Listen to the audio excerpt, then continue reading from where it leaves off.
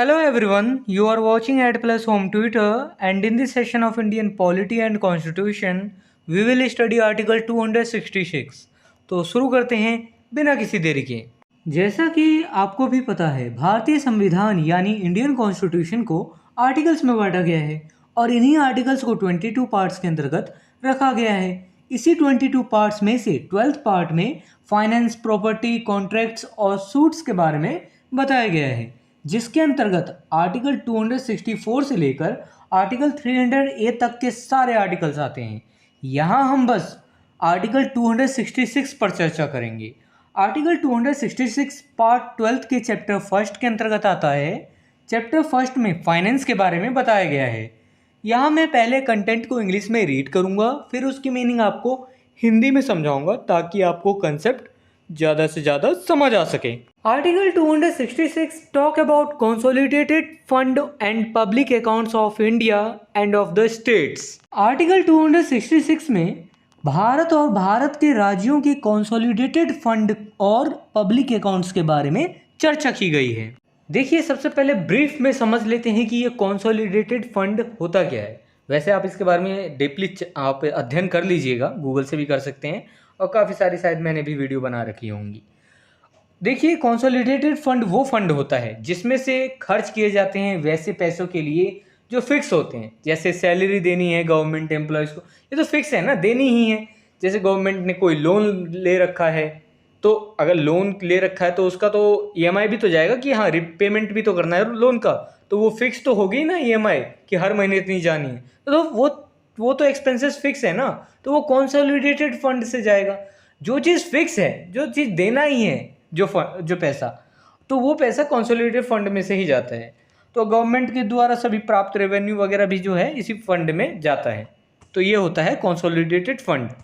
Article 266 clause first, subject to the provisions of Article 267 and to the provisions of this chapter with respect to the assignment of the whole or part of the net proceeds of certain taxes and duties to states,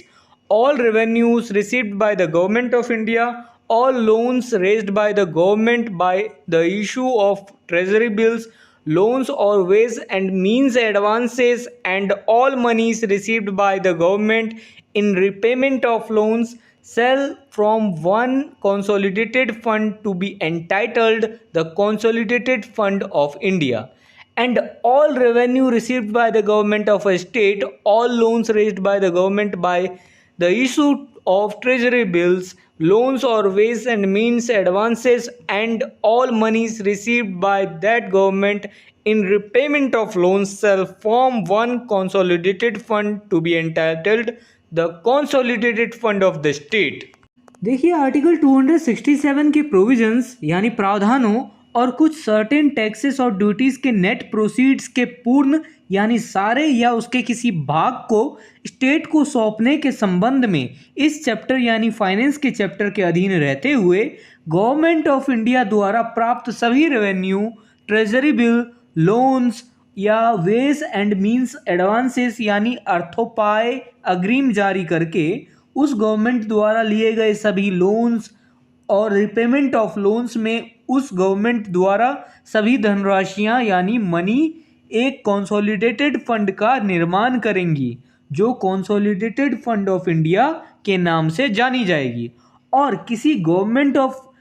state यानी राज्य सरकार द्वारा प्राप्त सभी revenue, treasury bill, loans या अर्थोपाय अग्रिम जारी करके उस सरकार द्वारा लिए गए सभी लोन्स और लोन्स के रिपेमेंट में उस राज्य सरकार द्वारा प्राप्त सभी धनराशियां एक कंसोलिडेटेड फंड का निर्माण करेंगी, जो consolidated fund of the state के नाम से जानी जाएगी। देखिए, इस क्लॉज को बड़े ही आसान शब्दों में ऐसा समझ सकते हैं, इसमें बस दो ही बात कही गई है, दो ही बात समझाई गई है। एक तो पहला कि कंसोलिडेटेड फंड ऑफ इंडिया क्या होता है और consolidated fund of the state क्या होता है, ये दो बात की चर्चा की गई है। लेकिन यहाँ पे साथ में यह भी कह दिया गया है कि यहाँ पे कुछ बातों का ध्यान रखना है इन डेफिनेशंस को समझते हुए, इन दोनों को। देखिए, एक तो आर्टिकल 267 के प्रोविजंस को ध्यान में रखना है उनके मतलब उसका उल्लंघन नहीं होना चाहिए आर्टिकल 267 के प्रोविजंस का। और दूसरी बात, कुछ सर्टेन टैक्सेस होते हैं और ड्यूटीज़ होते हैं, उनसे जो नेट प्रोसीड्स आता है उनका जो पूर्ण रूप, वो जो नेट प्रोसीड होता है पूर्ण रूप से या फिर उसका कोई भाग जो है स्टेट को सौंपा जाता है इस चैप्टर के तहत, चैप्टर नंबर 12 के तहत। तो उसके वो जो सौंपने का संबंध है उसको ध्यान में रखते हुए जो है हम गवर्नमेंट ऑफ इंडिया ये जो है मतलब कंसोलिडेटेड फंड ऑफ इंडिया और consolidated fund of the state की डेफिनेशन को पढ़ेंगे। देखिए जो ये कंसोलिडेटेड फंड ऑफ इंडिया होता है ये बेसिकली गवर्नमेंट ऑफ इंडिया द्वारा प्राप्त जितने भी रेवेन्यू होते हैं, ट्रेजरी बिल्स होते हैं, या फिर कोई लोन लिया गया है या कोई एडवांस लिया गया है किसी कंट्री से किसी पर्पस के लिए, या फिर इंडियन गवर्नमेंट ऑफ इंडिया द्वारा लिए गए सभी लोन्स, कोई किसी भी तरह का लोन्स हो, या फिर रिपेमेंट, कोई लोन दिया था गवर्नमेंट ऑफ इंडिया ने उसका रिपेमेंट हो रहा है, कोई किस्त दे रहा है उसका, तो वो किस्तें भी वो जो हैं वो भी कंसोलिडेटेड फंड में आएंगी। तो ये सारी जो जितने भी धनराशियाँ मिलाकर जो है कंसोलिडेटेड फंड ऑफ इंडिया का निर्माण करेंगी। इसी तरीके से राज्य के संदर्भ में मतलब consolidated fund of the state के संबंध में जो है क्या होगा, ये गवर्नमेंट ऑफ स्टेट द्वारा प्राप्त जितने भी रेवेन्यू हैं, ट्रेजरी बिल हैं, लोन हैं, या फिर कोई एडवांस लिया गया है जो, और स्टेट्स गवर्नमेंट द्वारा लिए गए जितने भी सारे लोन्स हैं या लोन्स के रिपेमेंट किया जा रहा है किसी के द्वारा, तो उसके ईएमआई जो भी जितना भी सब कुछ होगा, ये इन सभी धनराशियों को मिलाकर जो है ये कंसोलिडेटेड फंड का निर्माण करेंगी जो कंसोलिडेटेड फंड ऑफ स्टेट के नाम से जानी जाएगी। Article 266 clause second, all other public moneys received by or on behalf of the government of India